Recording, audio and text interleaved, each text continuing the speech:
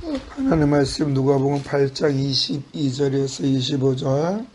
가라는 제자들과 함께 배에 오르사 그들에게 이르시되 호수 저편으로 건너가자 하심에 이에 떠나 행선할 때에 예수께서 잠이 드셨더니 마치 강풍이 호수를 내리치매 배에 물이 가득하게 되어 위태한지라. 제자들이 나와 일깨어 이르되 주여 주여 우리가 죽겠나이다 한데 예수께서 잠을 깨사 바람과 물결을 꾸짖으시니 이에 그쳐 잔잔하여지더라.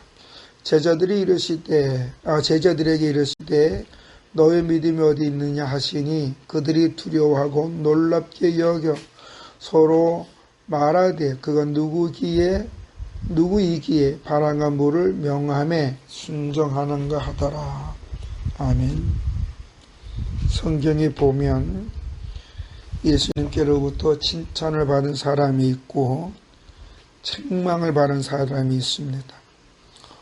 어떤 사람은 예수님의 제자가 아닌데 그의 믿음으로 말미암아 칭찬을 받은 사람이 있고, 그 사람을 대표적으로 우리는 로마의 백부장이라고 봅니다. 이 사람은 예수님의 제자가 아니고 오늘 이스라엘을 점령한 로마의 백부장이죠. 오늘날 말하면 고급 장교라고 볼 수 있는데, 이 사람이 예수님으로부터 칭찬을 받게 된 이유는 자기 집에서 종살이하는 종이 지병에 걸려서 죽게 되었다는 거예요. 근데 이 당시에 로마 사람의 집에, 백부장 집의 종들은 다 누구예요? 유대인이에요. 유대인이 그 로마 백부장의 종이란 말이야. 그러면 로마 사람들이 보기에는 하찮을 것 없는 종에 불과해요. 그러나 그럼에도 불구하고 로마 백부장은 자기 집에서 일을 하는 종이 병에 걸려서 죽게 되어지자 그 병을 고치기 노력을 했는데 그럼에도 불구하고 낫지를 않았어요. 그러는 중에 예수님께로 말미암아 병을 고칠 수 있다라는 소식을 듣고 이 백부장은 예수님께 나옵니다. 그래서 뭐라고 얘기냐면 우리 집에 하인이 지병으로 죽게 됐는데 고쳐달라고. 그래서 주님은 그래 내가 가서 고쳐주리라 라고 말씀을 하시는데, 그러자 이 백부장이 뭐라고 얘기하냐면, 백부장이 대답해 이르시되 주여 내 집에 들어오심을 나는 감당하지 못하겠사오니 다만 말씀으로 하옵소서. 그러면 내 하인은 낫겠사옵나이다. 나도 남의 수와 있는 사람이여 내 아래도 군상에 있으니 이더러 가라 하면 가고 저더러 오라 하면 오고 내 정도로 이것을 하라 하면 하나이다. 이 말을 듣고 예수님께서는 10절 예수께서 들으시고 놀랍게 여겨 따르는 자들에게 이르시되 내가 진실로 너에게 이르노니 이스라엘 중에 아무에게서도 이만한 믿음을 보지 못하였노라. 그래. 여기서 뭐냐면 백부장은 굳이 우리 집에 안 가도 말씀만 하면, 여기서 말씀만 하면 우리 집 하인은 남는다는 거예요. 그걸 자기 경험을 통해서 내가 어떠한 장소에 가서 내 하인에게 말을 안 해도 여기서 말을 해도 내 하인은 가서 그 일을 한다는 거예요. 똑같이 예수님이 굳이 우리 집에 안 오셔도 여기서 말씀만 하면 우리 집에 있는 그 하인의 병을 낫줄 믿는다. 이거는 엄청난 믿음을 이야기하는 거예요. 그 예수님은 그 말을 들으시고 네 믿음대로 될지어다 라고 얘기합니다. 믿음이 무엇입니까? 믿음은 하나님께 약속해 주신 것을 그대로 해 주신다는 확신을 가지고 그 말씀을 의존하는 행위예요. 그 대표적인 것을 우리는 민수기 14장에서 7절을 9절에서 보면 잘 알 수 있어요. 이스라엘 자손 온 회중에게 말하 이르되 우리가 두루 다니며 정탐한 땅을 심히 아름다운 땅이라. 여호와께서 우리를 기뻐하시며 우리를 그 땅으로 인도하여 들이시고 그 땅을 우리에게 주시리라. 이는 가여 젖과 꿀이 흐르는 땅이라. 다만 여호와를 거역하지 말라. 또 그 땅 백성을 두려워하지 말라. 그들은 우리의 먹이라. 그들의 보호자는 그들에게 떠났고 여호와는 우리와 함께 하시느니라. 그들을 두려워하지 말라 하나. 이거는 왜 여호수아 갈라가 이렇게 믿음의 얘기를 했을까? 똑같이 12명이 똑같은 장소에서 똑같은 모습을 보고 똑같이 느꼈는데 정작 와서는 내용이 달랐다는, 느낌이 달랐다는 거예요. 10명의 정탐꾼은 젖과 꿀이 흐르는 땅도 맞아요. 그 나무, 그 열매를, 과일 열매를 얼마나 큰지 두 사람이 메고 와요. 그리고 그 땅이 정말 풍요로운 땅을 알겠어요. 그런데 10명의 정탐꾼은 그 가나안 땅에 살고 있는 그 백성들의 거대함, 그 나라의 부강함을 보았어요. 그러나 여호수아 갈렙은 그걸 보면서 이거는 약속의 땅이다. 하나님이 주시려고 우리에게 주신 땅이다. 그러니까 어떤 관점으로 무엇을 보느냐에 따라서 편향이 나눠지는 거예요. 가나안 사람과 그 부강함을 보고 거기서 비춰 자신들의 모습은 초라하게 그지없다고 생각했던 10명의 그거는 우린 그들이 보기엔 메뚜기와 같은 존재다 라고 얘기하지만 여호수아 갈렙은 그들이 보기에 우리가 하찮을 거 없는 메뚜기 같은 존재랄지라도 그들은 우리의 밥이다. 왜? 하나님이 함께 하시기 때문에. 이게 중요한 거예요.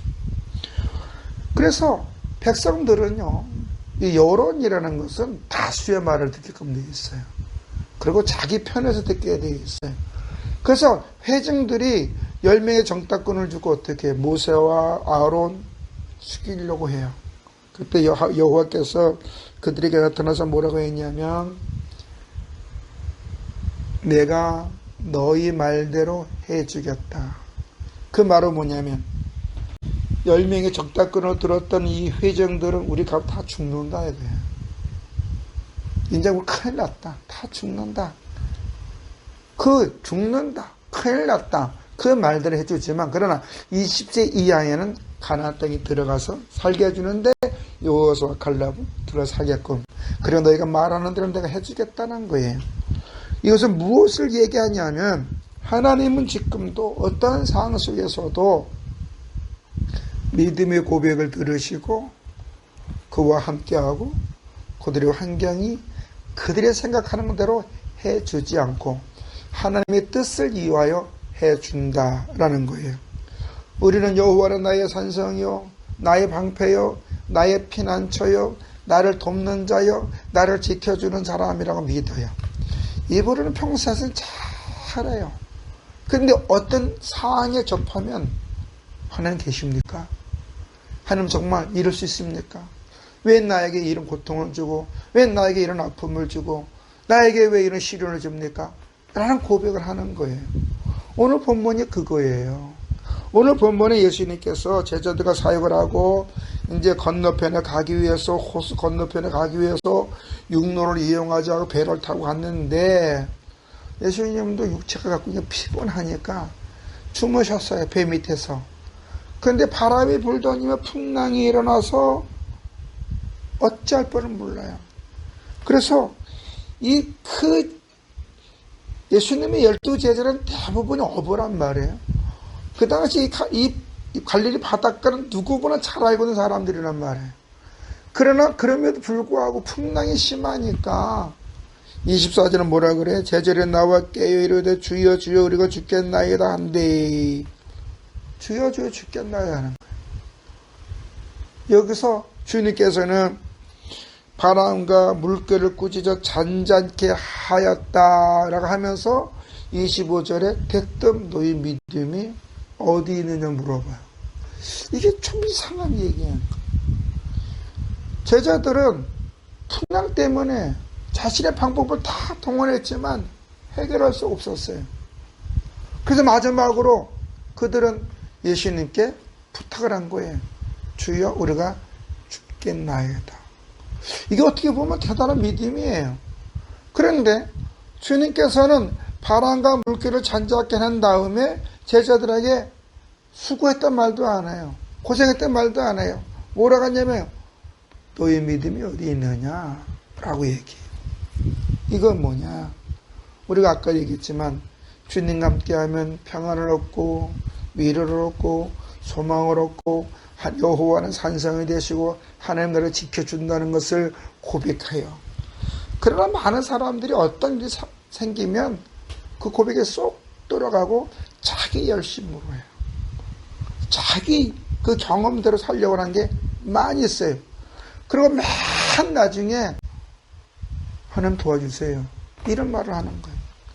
근데 여기 보면 지금 이 제자들이 타고 있는 배에 누가 계시는 거예요? 주님이 함께 하셔요. 풍랑 그 걱정할 필요가 없다 이거예요. 바람 걱정할 필요가 없다 이거예요. 왜? 주님이 함께 하시기 때문에 주님이 능히 그 문제를 해결해 준다는 거예요. 그러면 내가 최선을 다해서 어떤 기대치에 미치지 않고 내가 원망하며 주여 죽겠나이다 하소연할 것이 아니라 주님의 능력을 믿고 잠잠히 기다리면 그 일은 전화위복이 될 줄로 믿습니다. 제자들에게 너의 믿음이 어디 있느냐. 오늘 주님은 우리는 뭐라고 얘기했냐면 너 믿음 있냐? 하나님이 살아계시고 역사하시고 말씀대로 행하시는데 그 사실 믿냐? 그러면 너는 네가 해야 할 일 최선을 다하면서 하나님의 인도하심을 기다려보라는 거예요. 강해에서 40년 동안 하나님의 언약을 목격했던 그 12명의 정탐꾼이 보고하기 전에 있던 20명의 사람, 그 20세 이하의 사람들, 그들이 40년 동안 보니까 200만이 넘는 중에서 날마다 강리에서 하는 게 장사 지내는 거예요. 장사.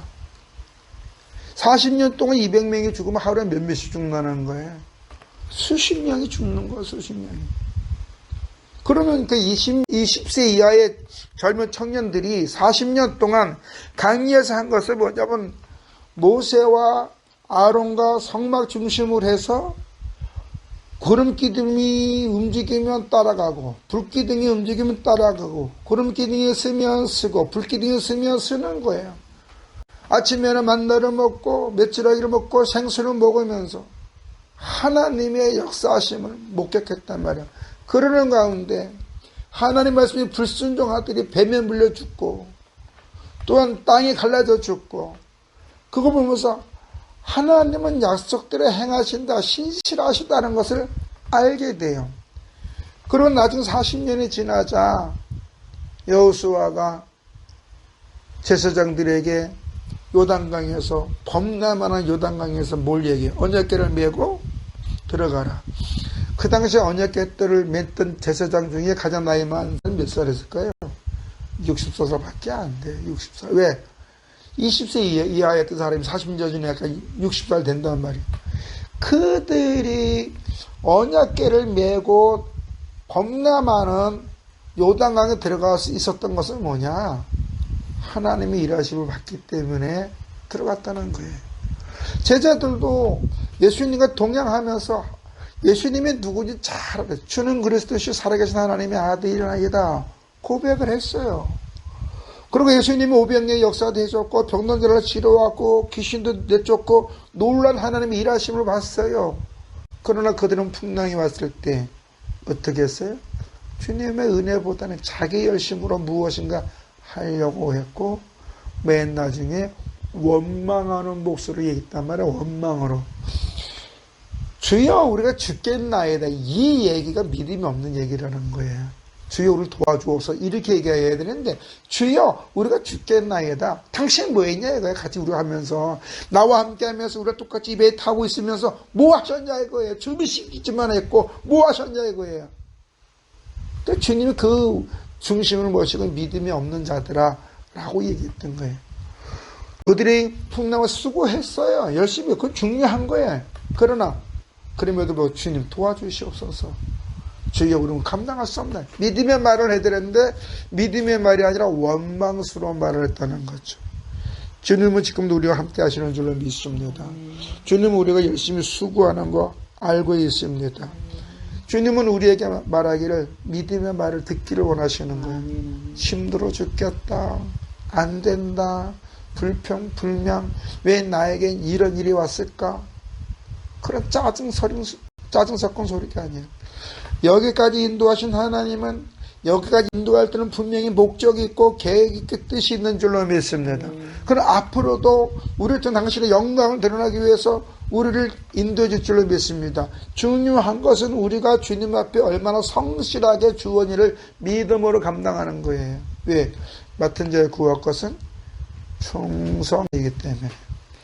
주님이 충성된 자와 함께 하시고 일하는 자에게 상급을 주시고 나태하고 자기 생각 속에 있고 원망 불평하는 자에게는 상급을 주지 않아요. 은혜를 주지는 않아요. 우리 사탄이가 틈을 타 또 하나님과 관계가 멀어지게 하고 또 주의 말씀을 멀어지게 하고 육의 생각을 하다가 불평 불명 속에다가 결국 스스로 고난을 자초하게끔 사탄이 이용을 하는 거죠. 오늘 주님은 말합니다. 너의 믿음이 어디에 있느냐. 이거는 마치 하나님께서 아담과 하가 범죄의 숲속을 숨을 때 아담아 너 왜 거기 있느냐가 똑같은 거예요. 아담아 어디 있느냐가 똑같은 거예요. 오늘 우리는 어떤 상황 속에서도 주님 우리와 함께 하시는 믿고 우리가 해야 할 일을 열심히 하면서 때로 부족할 때 주님 내가 지혜가 부족합니다. 주님 내가 이렇게 미련합니다. 주님 내 앞길 주님이 선한 길로 인도해 주시고 나의 삶에 주님의 영광 가리지 않도록 주님 붙잡아 주시옵소서 라고 믿음으로 기도해야 될 줄로 믿습니다. 원망으로 주여 우리가 죽겠나이다 원망이 아니라 주여 우리가 연약합니다 도와주시옵소서. 우리가 미약합니다 도와주시옵소서. 그래서 오죽하면 야고보서에 보면은 지혜가 부족한 자는 후히 주시고 꾸짖지 않으셔서 하나님께 구하면 그 하나님 너에게 지혜 주신다고 그랬잖아요. 하나님의 지고 우리가 믿음으로 기도하면 응답해 준다 약속하신 줄로 믿습니다. 우리와 입말로 되신 하나님은 지금도 우리가 구할 때 우리의 기도를 들어줄 줄로 믿습니다. 그 하나님 앞에 우리는 부정적인 소리, 육의 소리, 불신의 소리라는 것이 아니라 우리의 모든 걸 아시는 하나님 앞에 믿음으로 부르짖을 때 주님께서는 분명히 우리를 당신의 영광을 위해서 더 아름답게 사용할 줄로 믿습니다. 걸어가시고 영원하신 아버지 하나님, 오늘도 주님 우리를 사랑하여 주셔서 주님 앞에 영혼의 묻고 고개를 숙이며 예배 드리게 해주심을 감사함을 드립니다. 아버지, 우리는 이 땅에 살 수 있는 거 아무것도 없습니다. 풍랑 앞에 있는 작은 배에 탄 제자들처럼 우리는 풍랑을 이길 수도 없고 거친 바다도 이길 수도 없습니다. 그러나 주님은 다 할 수 있는 줄로 믿습니다.